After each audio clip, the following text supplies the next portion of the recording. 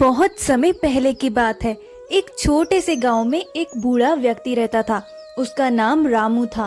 वह अपने खेतों में कड़ी मेहनत करता था और अपनी रोजमर्रा की जरूरतों के लिए पानी भरकर लाता था।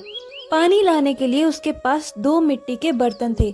इन बर्तनों को वह एक मजबूत डंडे से बांधकर अपने कंधे पर रखता था और पास की नदी से पानी भरकर अपने घर तक लाता था। इन दोनों बर्तनों में से एक बिल्कुल सही और मजबूत था। उसमें एक भी दरार नहीं थी और वह पूरी तरह से पानी से भरकर रामू के घर पहुंच जाता था। लेकिन दूसरा बर्तन टूटा हुआ था। उसमें एक बड़ी दरार थी जिसके कारण उसमें भरा हुआ आधा पानी रास्ते में ही गिर जाता था। रामू के पास इन दोनों बर्तनों का इस्तेमाल करने के अलावा और कोई विकल्प नहीं था, इसीलिए वह इन्हीं बर्तनों के सहारे अपना काम करता था। हर दिन रामू नदी पर जाता, दोनों बर्तनों को पानी से भरता और उन्हें कंधे पर लेकर वापस घर आता। सही बर्तन हर बार गर्व से भर जाता क्योंकि वह पूरा पानी रामू के घर तक पहुंचाने में सक्षम था। लेकिन टूटा हुआ बर्तन हमेशा शर्मिंदा रहता। वह सोचता कि वह रामू के लिए ठीक से काम नहीं कर पा रहा है और उसकी वजह से रामू को आधे पानी से संतोष करना पड़ता है। एक दिन रामू जब नदी से पानी लेकर वापस आ रहा था तो टूटा हुआ बर्तन उससे बोला, रामू, मैं तुमसे माफी मांगना चाहता हूँ। रामू ने आश्चर्य से पूछा, माफी? तुम मुझसे माफी क्यों मांग रहे हो?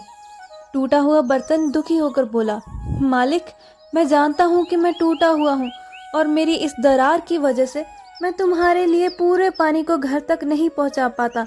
मैं तुम्हारे लिए एक बेकार बर्तन हूँ। तुम इतनी मेहनत करते हो लेकिन मेरी वजह से तुम्हारी मेहनत का पूरा फल तुम्हें नहीं मिल पाता। मुझे इस बात का बहुत दुख है। रामू ने बर्तन की बात सुनी और मुस्कुराते हुए कहा, तुम्हें ऐसा क्यों लगता है कि तुम बेकार हो? क्या तुमने कभी ध्यान नहीं दिया कि तुम रास्ते में क्या करते हो? टूटा हुआ बर्तन रामू की बात सुनकर हैरान हो गया और बोला, रास्ते में? मैं रास्ते में कुछ भी तो नहीं करता। मेरी दरार की वजह से पानी गिरता रहता है और यही मेरी सबसे बड़ी गलती है। रामू ने प्यार से कहा, अगली बार जब हम नदी से पानी भरकर वापस आएंगे तो मैं चाहता हूँ कि तुम अपने रास्ते के बाईं तरफ ध्यान से देखो। अगले दिन रामू ने दोनों बर्तनों को पानी से भरा और उन्हें अपने कंधे पर रखकर घर की ओर चल पड़ा।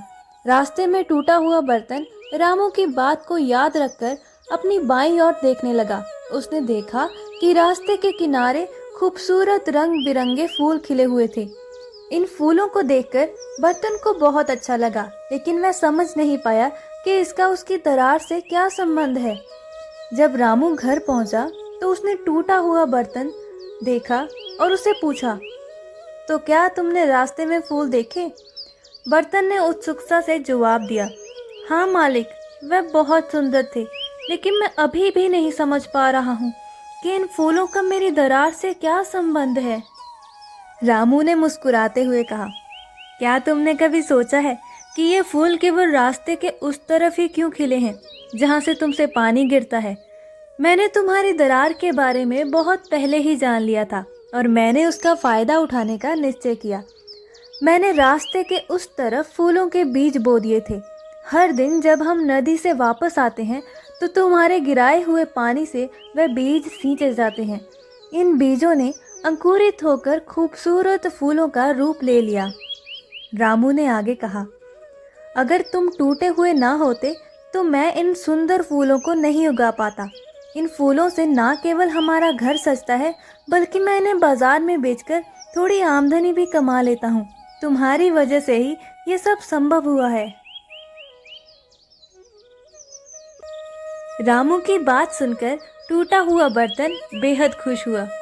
उसने अपनी कमी को पहली बार सकारात्मक दृष्टिकोण से देखा। अब उसे अपनी दरार पर शर्म नहीं आती थी, बल्कि गर्व महसूस होता था कि वह किसी के लिए उपयोगी हो सका। उस दिन से टूटा हुआ बर्तन अपनी दरार के साथ खुशी खुशी काम करता रहा।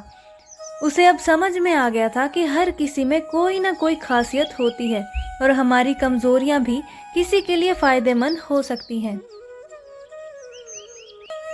हर व्यक्ति की अपनी विशेषताएं और उपयोगिता होती है। हमारी कमजोरियां हमें बेकार नहीं बनाती, बल्कि अगर सही तरीके से देखा जाए तो वह भी किसी न किसी रूप में उपयोगी हो सकती हैं। हमें अपनी कमियों को स्वीकार करना चाहिए और उनका सही उपयोग सीखना चाहिए। तो दोस्तों, ये थी हमारी आज की कहानी दो बर्तन। अगर आपको ये कहानी अच्छी लगी हो तो हमारी वीडियो को लाइक और चैनल को सब्सक्राइब करना ना भूलें। मिलते हैं अगली कहानी के साथ, तब तक के लिए अपना ध्यान रखें। Thanks for watching.